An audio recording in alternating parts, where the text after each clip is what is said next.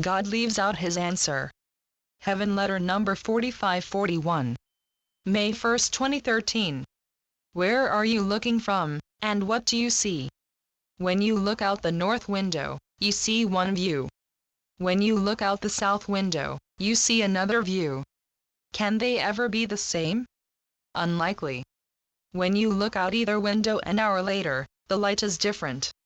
Something has shifted in the scene and in your purview so that what you see now is not the exact same view. And this is the story of your evolution as well. What you view from this perspective is not quite the same as when you look out the same window on another day or another year. Your point of view in the world is always changing, even when you are resistant to change. What is the saying?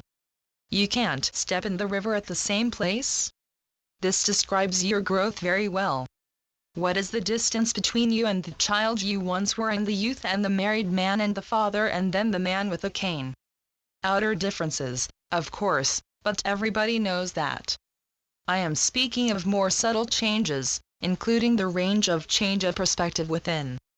My children are always in a flux or shift of one kind or another in the same way the seasons are. You change your mind.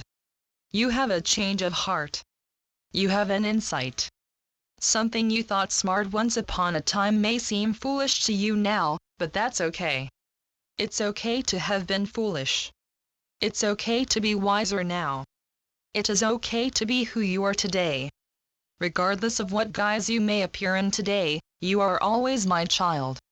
I would call you my grandchild, for grand is how I find you, yet you might mix up what I say and think I mean you are a different generation.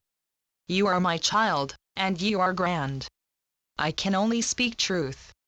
It is you who can have oftentimes erased the truth from entering your heart, so imbued are you with false notions such as the one that you may hold that says you cannot possibly be my first generation. Then on top of that, I cajole you to believe that you and I are one and the same when you most likely think you can't be the grandness that I am. Of course, you can. You are.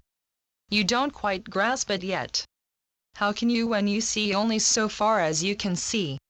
On the other hand, there are some of you who take the challenge to take over, and you would do things differently.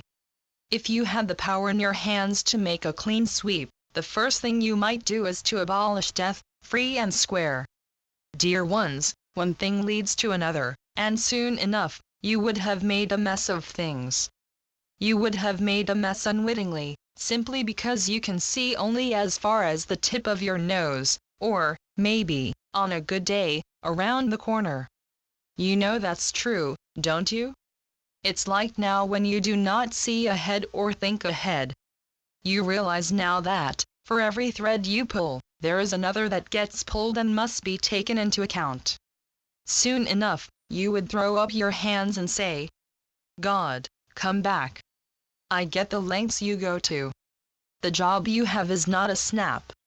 And then you might add, yet, God, I would like to ask you one more thing. How do you look at life on earth and see what occurs and keep your belief in yourself? Of course, I realize that you do factor in the grief we humans experience, and, yet, you still keep your cool. You don't cringe at death or feel guilty about it. And how do we become like that, like you, and stay out of the mud?